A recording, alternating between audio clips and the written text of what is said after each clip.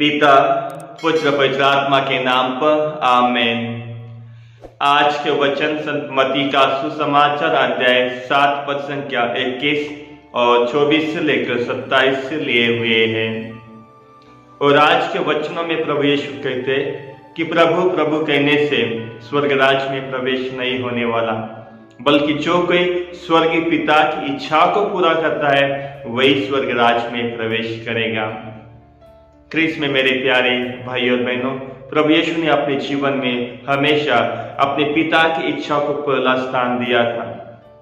और इसीलिए हम लोग सुनते हैं संत लूकास का सुसमाचार अध्याय 8 पद संख्या 21 में, जब प्रभु यीशु को मिलने के लिए उनकी माँ, उनका भाई और उनकी बहन आते हैं, तो प्रभु यीशु कहते हैं कि मेरा भाई, मेरी माँ, मेरी बहन वो है जो ईश्वर के वचन को सुनते हैं और उसका पालन करते हैं। इस आगमन काल में हमें भी प्रभु यीशु के परिवार के सदस्य बनने का बुलावा है। अगर उनके परिवार का सदस्य बनना है तो आज हमें उनके वचनों को सुनना है, उनके वचनों को पढ़ना है और उनका पालन करने के लिए प्रभु यीशु आज हमें बुलाते हैं। क्रिस में मेरे प्यारे भाई और बहनों, प्रभु यीशु ने गत्सेमनी गार्डन में जब वो दुख में थे, तकलीफ में थे, तो उन्होंने ये कहा कि मेरी इच्छा नहीं बल्कि आपकी इच्छा पूरी हो।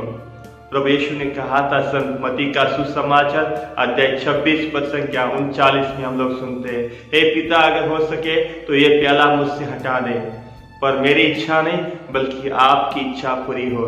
प्रभु यीशु ने हमेशा अपने पिता की इच्छा को पूरी करने की कोशिश की थी और उन्होंने उसको पूरा किया। आज हमें भी हमारे जीवन में उनके इच्छा को पूरा करना है। प्रभु यीशु ने पेतरुस को एक बार डांटा था, उसने कहा, शैतान मेरे पीछे हट जाओ, क्योंकि वो उनके पिता की इच्छा को पूरा करने के लिए एक बाधा था और इसीलिए वो उसे कहते कि मुझसे पीछे हो जाओ। आज हमें भी हमारे जीवन में अगर ईश्वर की इच्छा को पूरा करना है तो ऐसे कई बार बाधाएं आ सकती है, संकट आ सकते हैं, दुख तकलीफ आ सकते हैं, लेकिन आज हमें भी उस चट्टान की घर के तरह बनना है जो चट्टान पे बना था। तूफान आंधी आती है लेकिन वो गिरता नहीं है क्योंकि वो मजबूत था। आज हमें भी अपने विश्वास को मजबूत करना है, चाहे दुख तकलीफ हो, चाहे कितने भी बाधाएं क्यों ना आए, आज हमें उस चट्टान के घर की तरह बनकर अपने विश्वास को मजबूत करने के लिए प्रभु यीशु बुलाते हैं। क्रिस में मेरे प्यारे भाई और बहनों, जिस तरह प्रभु यीशु ने अपने पिता की इच्छा को पूरा किया था, आज हमें भी हमारे जीवन में अपने परिवार की इच्छाओं को पूरा करना है। पति को पत्नी की इच्छाओं को पूरा करना है, पत्नी को पति की इच्छाओं को पूरा करना है, माता पिताओं को अपने बच्चों की इच्छाओं को पूरा करना है, बच्चों को माता पिताओं की इच्छाओं को पूरा करने के लिए प्रभु यीशु आज बुलावा देते हैं। क्या है प्रभु की इच्छा जो आज हमें पूरा करना है?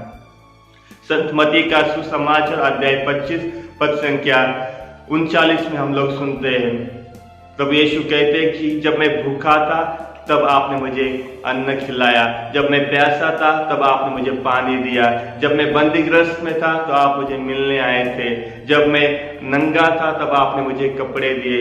यही प्रभु यीशु की इच्छा है। इस आगमन काल में आज हमें लोगों की मदद करने के लिए, जो दुख में है, तकलीफ में है, जो भूखे हैं, जो प्यासे हैं, उन सबको सहारा देने के लिए प्रभु यीशु आज हमें बुलावा देते हैं और उनकी इच्छा पूरी करने के लिए प्रभु यीशु आज हमें न्योता देते हैं। तो चलिए इस आगमन काल में हम ईश्वर के दिए हुए वचनों पे चलने की कोशिश करें।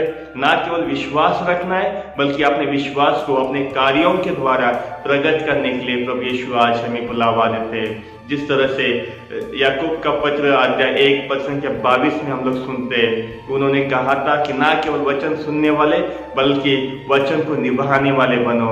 आज हमें वचन को निभाना है, उनके रास्ते पे चलना है जहाँ प्रेम है, दया है, शांति है और सत्य का मार्ग है। तो चलिए आज के वचनों के लिए हम ईश्वर को धन्यवाद देते हैं, ईश्वर की स्तुति और महिमा करते हैं। पिता पुत्र पवित्र आत्मा की बड़ाई होवे, जैसे वो आदि में थी अनंत काल तक सदा रहेगी। आमीन।